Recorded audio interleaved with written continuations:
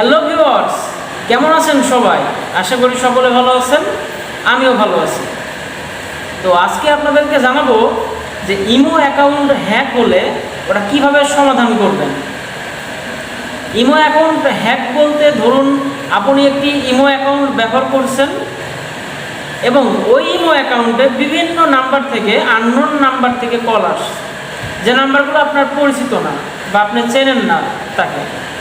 Video call দিচ্ছে বা audio call দিচ্ছে, বিভিন্ন মানুষ আপনাকে মেসেজ দিচ্ছে যাদেরকে আপনি হয়তো বা কোনোদিন চেনেনই না।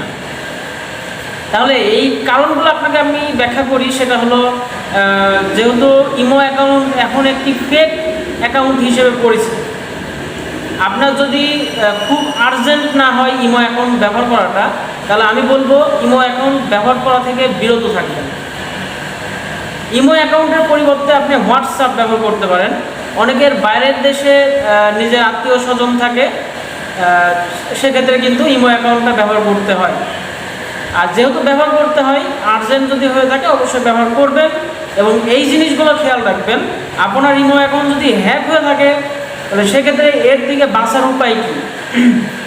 মানে আপনার বিভিন্ন নাম্বার থেকে ফোন আসছে, SMS আসছে, এইগুলোর হাত থেকে বাঁচার উপায় আপনাকে আজকে জানিয়ে দিব।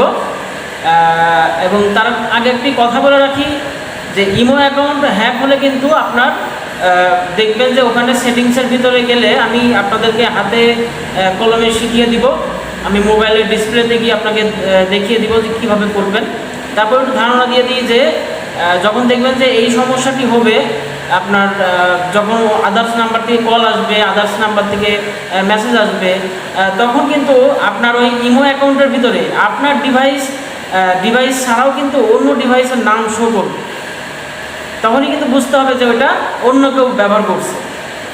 তো চলুন আজকে বেশি ভাব বকবো না, আপনাদেরকে দেখিয়ে দিই যে কিভাবে ইমো অ্যাকাউন্ট হ্যাকিং থেকে বাঁচতে পারবেন বা আদার্স কোনো ডিভাইসে যদি চলে সেক্ষেত্রে সেটা কীভাবে একবারে চিরতরে রিমুভ করে দিবেন। তো ভিডিওটি সম্পূর্ণ দেখুন, চলুন শুরু করা যাক। হ্যালো ভিউয়ার্স, তো প্রথমে আপনারা প্লে স্টোরে চলে আসবেন। প্লে স্টোরে এসে এখানে সার্চ দিবেন ইমো সার্চ দেওয়ার পরে দেখুন নিচে এখানে ইমো চলে এসছে আমাদের। এই ইমোটা প্রথমে আপনারা ডাউনলোড করে নেবেন। যদি পাশে ওপেন লেখা আসে তাহলে ঠিক আছে, আর যদি আপডেট লেখা আসে আপডেট দিয়ে দিতে পারবেন, ঠিক আছে। ওকে, তো আমরা এবার এখানে ওপেন করলাম। আমার যেহেতু ডাউনলোড করা আছে ওই জন্য আমি ওপেন করে দিলাম। ওপেন করার পরে এরকম হোম পেজ আসবে। হোম পেজ আসার পরে যে দেখুন আপনারা উপরে এই যে প্রোফাইল সিস্টেমটা দেওয়া আছে,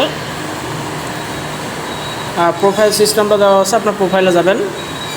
প্রোফাইলে যাওয়ার পরে এখানে দেখুন যে সিকিউরিটি অ্যান্ড প্রাইভেসি, আমাদের কাজটা হবে এর ভিতরে, আছে এর ভিতরে। এখন আমরা সিকিউরিটি অ্যান্ড প্রাইভেসিতে ক্লিক করি। ক্লিক করলে তখন এখানে দেখুন যে লেখা আসবে আপনার ম্যানেজ ডিভাইস। হ্যাঁ, তার পাশে দেখুন একটা সিঙ্গেল ডিভাইসে চলছে, মানে আমার যে ইমো অ্যাকাউন্টটা এখন একটা ডিভাইসে চলছে। বিষয়টি একদম গুরুত্ব সহকারে আপনারা দেখুন যে একটা ডিভাইসে চলছে। এখানে যদি আমার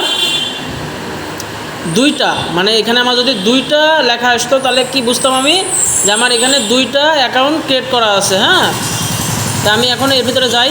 ম্যানেজ ডিভাইসের ভিতরে গেলে কিন্তু আমার এখানে দেখাবে যে আমার যে ফোনটা, সেই ফোনটাই কিন্তু এটা ইনস্টল দেওয়া আছে, ঠিক আছে।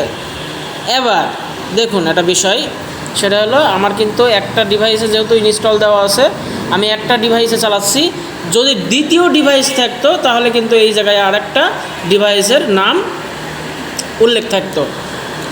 যখনই আপনার এই একটা ডিভাইসের নাম এখানে উল্লেখ থাকবে তখন আপনারা কি করবেন, তখন ওই ডিভাইসের উপরে ক্লিক করবেন। এইভাবে ক্লিক করলে নিচে এই জায়গাটাতে আপনার ডিলেট অ্যাকাউন্ট বলে একটা অপশন আসবে। ওই ডিলেট অ্যাকাউন্টে চাপ দিলে আপনার ওই অ্যাকাউন্টটা ডিলেট হয়ে যাবে। যেহেতু আপনার এটা নিজের অ্যাকাউন্ট মানে নিজের ডিভাইসে চলছে, যার কারণে এর উপরে চাপ দিলে কিন্তু এখানে ডিলেট অ্যাকাউন্ট বলে কোনো অপশন আসবে না। তো ভিডিওটি ভালো লাগলে অবশ্যই লাইক কমেন্ট শেয়ার করবেন এবং সাথে সাবস্ক্রাইব করে রাখবেন। ভিডিওটি যদি আপনারা ফেসবুক পেজ থেকে দেখেন অবশ্যই ফলো দিয়ে রাখবেন, আর যদি ইউটিউব চ্যানেল থেকে দেখেন সাবস্ক্রাইব করে রাখেন। ধন্যবাদ সবাইকে, ভালো থাকবেন, সুস্থ থাকবেন।